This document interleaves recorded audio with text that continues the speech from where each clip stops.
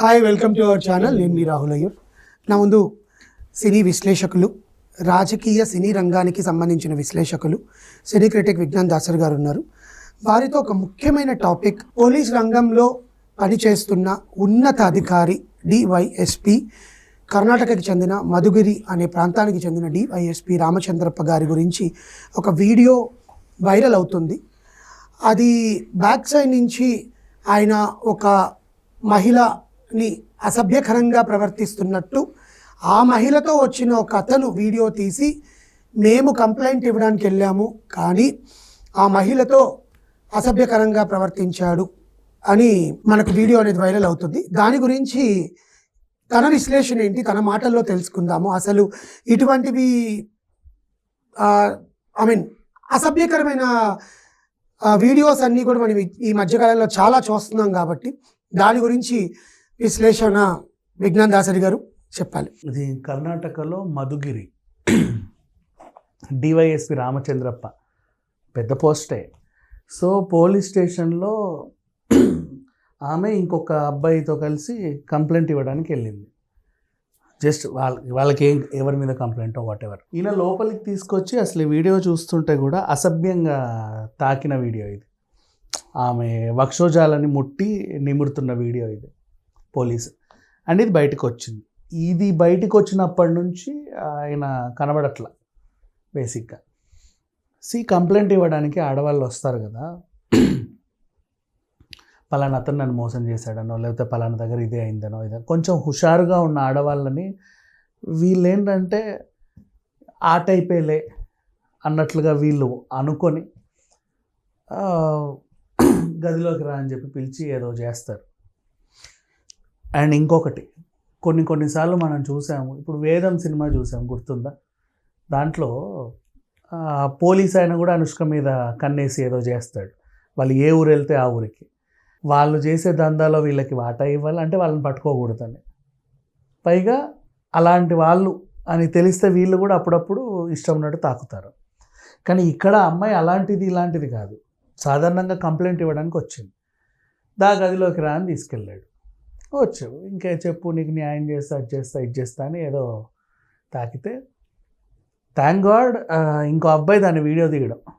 And సరే video తీసాడు, అది ఓపెన్ ప్లేసే, పెద్ద రహస్య గది కూడా ఏం కాదు. అంత ఓపెన్గా ఇప్పుడు ఇతను ఉండగా ఆ డివైఎస్పీ ఎందుకు అలా చేశాడు అనేది కూడా పెద్ద క్వశ్చన్. ఇప్పుడు పక్కన పెడితే యాక్చువల్గా ఒక లేడీ కానిస్టేబుల్స్ అయినా ఉండాలి కదండి జనరల్లీ. ఇప్పుడు ఇక్కడ ఆ వీడియో చూస్తుంటే నేను ఇక్కడ ఎవరికి సపోర్ట్ చేయట్లేదు, కానీ నా ప్రశ్న ఏంటంటే, ఆ అమ్మాయి అతన్ని తాకుతున్నప్పుడు ఆ అమ్మాయి తోసేయచ్చు కదా, బయటికి వెళ్ళొచ్చు కదా, అక్కడే ఎందుకు నిలబడి ఉన్నది? మేబీ వాంటెడ్లీ ప్లానింగ్ ప్రకారమే ఆ వీడియో తీయించుకొని ఆ డివైఎస్పీ మీద ఏదైనా చేయడానికి కూడా చేస్తుండే. ఎందుకంటే ముందుగా ఆ ప్రీ స్టోరీ ఏదో ఉండుండొచ్చు అని నా 100%. అంటే నువ్వు రాగానే దా లోపలికి రా అని చెప్పి ఇలా నిమ్మరాడు కదా ఎవరైనా సరే ఇవాళ రోజుల్లో. అవును. పైగా కర్ణాటకలో ప్రజ్వల్ రేవన్న మీద అన్ని వేల అశ్లీల వీడియోలు తీశాడని అంత సంచలనమైందో. అండ్ చాలా సీరియస్ కూడా కర్ణాటక పోలీసు.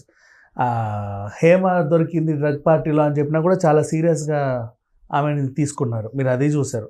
అంటే అంత సీరియస్ పోలీస్ వాళ్ళు. పైగా కర్ణాటక పోలీస్ అంటే కొంచెము వాళ్ళ జాగ్రత్తలు కూడా ఎక్కువే.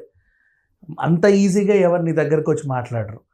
రెండింతలు అంత చనువు తీసుకొని లోపలికి తీసుకొచ్చి ఇలా నిమిరాడు. పైగా ఈవిడ కూడా అలాగే ఉండింది, అంటే గొడవ ఏం చేయట్లా, జస్ట్ అలా ఉండింది. మళ్ళీ కింద కూర్చుంది, పైకి లేచింది. సరే, ఇవన్నీ పక్కన పెడితే ఈ అనిల్ అనే పర్సన్, ఎవరైతే ఆమెతో వచ్చిన పర్సన్, ఎందుకు వీడియో తీయాల్సి వచ్చింది? అంత డౌట్ ఎందుకు వచ్చింది? ఖచ్చితంగా లోపల ఏదో జరుగుతుందని తెలిసే వీడియో తీసుకుంటాడు కదా. ఎందుకంటే ఇక్కడ మనం అందరూ పోలీసుల్ని తప్పుపడుతున్నారే తప్ప, మరి ఆ వీడియోలో చూపిస్తున్న ఆ అమ్మాయిని ఎందుకు ఎవరు తప్పుపట్టట్లేదు? ఎందుకు మహిళ అని కారణమా? రీజన్ ఏంటంటే, ఎంత కాదనుకున్నా వీడియోలో వచ్చిన విజువల్, అతను ఆమె వక్షోజాలను నిమరడం అయితే తప్పే కదా. అంటే వాంటెడ్లీ చేసినా అన్వాంటెడ్లీ చేసినా చనువు కూడా ఉండొచ్చు కదా. చనువు ఉంటే ఇట్లా వీడియోలు తీసి బయట మేబీ అదే చెప్తున్నాను. ఆ చనువు ఎక్కడైనా ఏదైనా బెదిరించడానికి కోసమో, అతని నుంచి ఏదైనా తీసుకోవడం కోసమో కూడా అయ్యి ఉండొచ్చు కదా. అయ్యి ఉండొచ్చు. బట్ ఈ బయట మహిళ వచ్చి నాకు ఇలా జరిగింది, ఇదిగో వీడియో నాకు ఎందుకో రూమ్లోకి రమ్మన్నాడు అని డౌట్ వచ్చి నేను అతని వీడియో తీయమని చెప్పాను అని 100% ఇదే జరిగింది నాకు అనిపించింది. బట్ ఇక్కడ ఏంటంటే యూనిఫామ్లో ఉంటూ పోలీస్ స్టేషన్లో అతను చేసిన చర్య తప్పే కదా. కరెక్టే. ఆ పరంగా చూసుకుంటే ఆ యూనిఫామ్కి గౌరవం ఇచ్చి అలాంటివన్నీ చేయకూడదు. కానీ ఇక్కడ మనం మహిళ అనే ఒక నేను 100% వాడు మహిళా ట్యాగ్ ఛాన్స్ victim card ని నేను ఎప్పుడే వాడుతున్నామా అని. ఇప్పుడు ఊరికే మహిళ రాగానే కంప్లైంట్ కాదు కాగితం అక్కడ పెట్టి దా లోపలికనైతే తీసుకెళ్ళడు కదా. అదే నా Nothing will happen. నేను question, ఎప్పుడూ ఇవి basically. నమ్మను. కాకపోతే ప్రీ ప్లాన్డ్గా ఏదో జరిగింది, ఒకటి బయటకు వస్తే చాలు మనం వెంటనే దాన్ని చూసి అన్ని నిర్ణయాలు తీసేసుకుంటారు. ఏదో జరిగిపోయింది అసలు ఇది అది అని చెప్పేసి. అసలు నేను కోర్ పాయింట్ నుంచే తీసుకుంటా. అసలు నాకు అది చూడంగానే అనిపించింది, డౌట్ వచ్చింది. ఎందుకంటే అదొక రహస్య ప్రదేశము కాదు, రహస్య ప్రదేశం ఎక్కడికో తీసుకెళ్ళలేదు.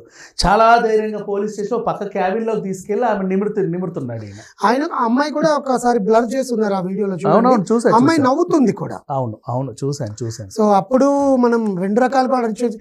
ఇప్పుడు ఆయన అజ్ఞాతంలోకి వెళ్ళాడని న్యూస్ రాస్తున్నారే తప్ప ఆయన తప్పు లేదు అని నిరూపించుకోవడానికి కూడా వెళ్ళి ఉండొచ్చు కదా. 100%. ఎందుకంటే చాలామంది ఇలా చేసినప్పుడు గతంలో కూడా మనం చూసాము, ఇమీడియట్గా అత్యాచార ఆరోపణలు చేసేస్తారు. వాళ్ళు ఏంటంటే అది నిరూపణ అయ్యేంత వరకు బయటకు రారు. ఎందుకంటే ఈ లోపే వీళ్ళు ఏం చేస్తారంటే చట్ట ప్రకారం అరెస్ట్ చేసి లోపలేసేయాలి. జనరల్గా ఇటువంటి సిచ్యువేషన్స్ అన్నిటినీ అంటే మనం ఒక కోణంలో తీసుకుంటే మహిళలు అనడం కన్నా కూడా the female victim card use చేసుకొని ఒక పరుగుల పర్సన్స్ని ఇలా లాగిన సందర్భాలు చాలా చూసాం మనం. రీసెంట్గా కూడా ఒడిస్సాలో జరిగింది ఒక సిచ్యువేషన్, అండ్ అంతకుముందు వెస్ట్ బెంగాల్లో జరిగింది, కోల్కతాలో. సో ఇలాంటి వాటిని మీరు ఎట్లా మనం how to stop using victim card? రెండు చేతులు అయితేనే తప్పు ఉంటుంది, ఒకరికైతే ఉండదు. 100%. అంతెందుకు, నిన్న గోవాలో జరిగిన సిచ్యువేషన్ కూడా, తాడేపల్లిగూడెం అబ్బాయి రాత్రిపూట బిల్లు ఎక్కువైంది ఏంటని ప్రశ్నించినందుకు అతను చంపేశాడని ఒక న్యూస్. లేదు అదేంటిది ఫుడ్ అయిపోయింది అంటే ఎందుకు అయిపోయిందని అడిగినందుకు అతను చంపేశారు. ఊరికే క్లయింట్ వచ్చి కూర్చుంటే రిసార్ట్ ఓనర్ వచ్చేసి తలబగలు కొట్టేది చంపారు కదా బీచ్ షాట్లో. పైగా గోవా వాళ్ళు చాలా టూరిస్టులకి వాళ్ళు ఎంత గౌరవం ఇస్తారో తెలుసు. 100% అది అవ్వదు అంటిల్ అండ్ అన్లెస్ నువ్వేదో వాగితే. కానీ అక్కడ జరిగింది ఒక తప్పు ఏంటంటే నువ్వు కొట్టకుండా పోలీసులకు అప్పచెప్తే బాగుండేది. అదొకటే ఆయన చేసిన తప్పు. కానీ ఇతను తప్పు లేదని మాత్రం నేను అన్నాను. అందరు జాలిపడ్డా నేను ఓపెన్గానే చెప్తున్నాను. ఖచ్చితంగా నువ్వు అక్కడ ఏదో చేస్తేనే, నువ్వు ఏదో రుబాబు చేస్తేనే, తాగొచ్చి ఇంకేదో ఎక్స్ట్రాలు చేస్తేనే ఆ గొడవ పెరిగి అక్కడ దాకా వచ్చింది. అతను 10 మందిని పిలవాల్సి వచ్చింది. సేమ్ సిచ్యువేషన్ ఇప్పుడు అంటే రెండు ఉంటాయి, ఒకవైపే చూడండి. ఇప్పుడు ఇక్కడైనా సరే ఆ పోలీసు డైరెక్ట్గా నువ్వు కంప్లైంట్ అంటే అదా అమ్మ పెన్ అక్కడ పెట్టే తెల్లని లోపలికైతే తీసుకెళ్ళడం. పక్కన ఇంకొకరు ఉన్నారని తెలుసు, అనిల్ అని ఆయన ఎవరో ఉన్నారని తెలుసు, అయినా సరే అంత ధైర్యంగా తీసుకెళ్ళడు.